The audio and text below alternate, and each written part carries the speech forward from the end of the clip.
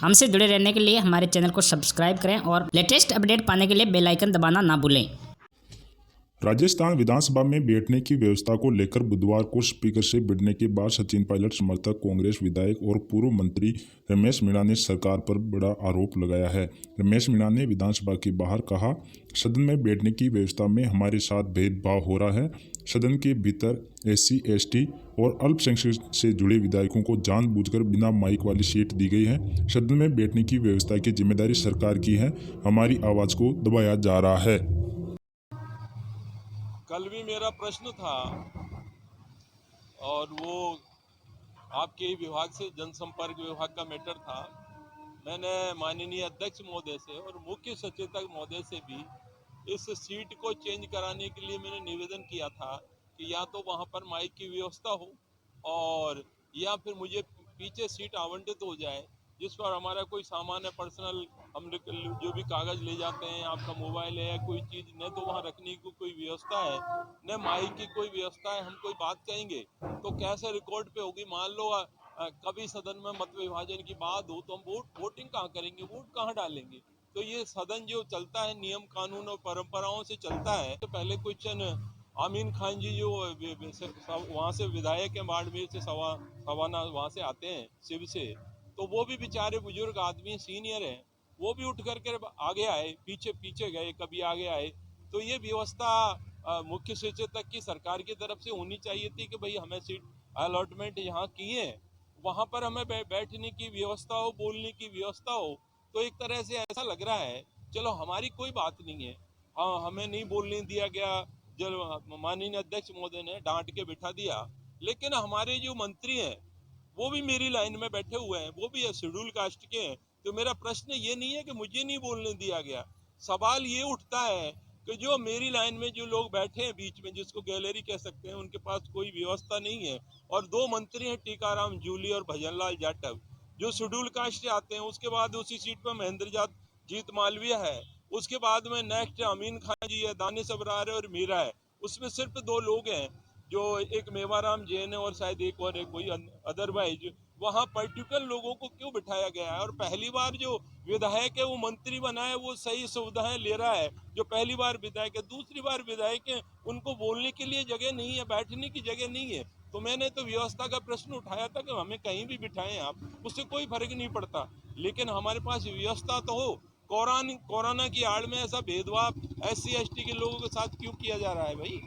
आज 50 से ऊपर विधायक हैं SC ST के सत्ता में, तो उनके साथ इस तरह का व्यवहार क्यों? आज विधानसभा अध्यक्ष से आसन को पावर है, तो हमने आसन से ये कहा था कि हमारे अधिकारों की रक्षा कीजिए। हमने छोटी सी बात रखी थी कि भाई हमें माइक की व्यवस्था करवा दें, यहाँ पर हम बोलेंगे, कोई ज़्यादा बड़ी बात नहीं है, हमारे लिए कोई इतना नहीं है। और नहीं बोलने दिया गया तो कोई बात नहीं।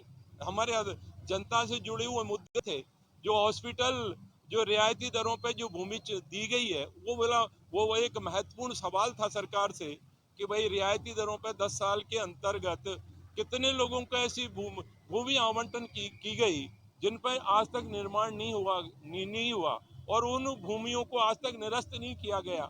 सेकंड सवाल ये था मेरा कि ऐसे भी अस्पताल हैं जिनको टोकन मनी 1 रुपये के अनुदान पर हॉस्पिटल बनाए गए, जैसे महावीर कैंसर हॉस्पिटल है वो बनाया गया, उसने शर्तों का उल्लंघन किया और जहां पर यूटिलाइजेशन के जो व्यवस्था होनी चाहिए थी वहां उसने कॉमर्शियल यूज किया। और टोकन मनी में जो शर्तें थी, नो प्रॉफिट नो लॉस, लेकिन आज वो गरीब लोगों को लूट रहा है। 25% लोगों को जो लाभ गरीबों को मिलना चाहिए था वो उस हॉस्पिटल में नहीं मिल पा रहा। ऐसे बहुत सारे हॉस्पिटल हैं, हृदय नारायण लाल है और भी हैं, बहुत सारे ऐसे सवाल थे जो माननीय मुख्य हमारे धारीवाल जी ने भी कुछ दिन पहले, आपने पेपर में भी पढ़ा होगा, आपके माध्यम से ही खबर आई थी और हमने भी डिपार्टमेंट में जानकारी प्राप्त की थी कि ऐसे जो भूमि आवंटन के केस हैं जिन्होंने आज तक निर्माण नहीं किया गया है, तो उनके खिलाफ सरकार ने क्या कार्रवाई की, ये क्वेश्चन हमारा मेन था।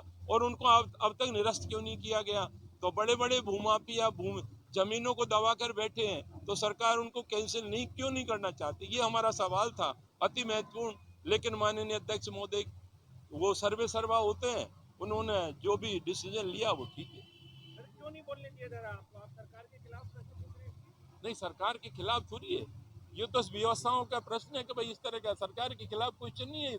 ये तो सरकार भी कार्रवाई कर रही है। धारीवाल जी ने खुद ने कहा है कि 15 दिन में रिपोर्ट दो और ऐसी जो जो संस्था हैं चिकित्सा संबंधित उनके खिलाफ सख्त कार्रवाई करें। सरकार ने कार्रवाई भी की है, 2 को निरस्त भी किया है। तो वो कार्रवाई जो बचे हुए लोग हैं जो इस भूमि आवंटन की आड़ में कहीं हाई कोर्ट चले गए हैं, कहीं और चले गए, तो सरकार उनको नोटिस देकर तीसरी नहीं करे, उनको निरस्त करें। उनके खिलाफ उस भूमि को यदि हम किसी अन्य व्यवस्था में दिया जाता है या ऑप्शन जनरल किया जाता है, सरकार को एक अच्छी रेवेन्यू मिलेगी। बोलने का अधिकार तो माइक नहीं है, आज रिकॉर्ड कैसे होगा? हमने एक छोटी सी बात तो उठाई थी, लेकिन वो माननीय अध्यक्ष को जो पावर है उन्होंने उसका उनका उपयोग किया, दैट्स ऑल।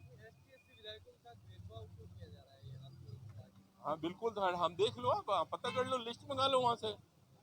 2 मंत्री बैठे हैं वो, और कोई मंत्री क्यों नहीं बैठा भाई? ऐसे के क्यों है वो?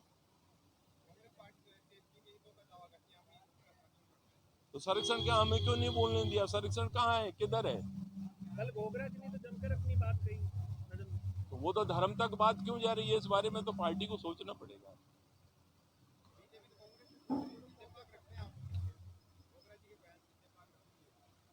उसने अपनी बात कही है, मैं इस बारे में नो कमेंट। आदिवासी हिंदू है या नहीं?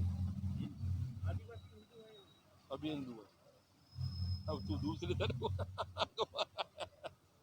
अपनी अपनी बातें हैं तो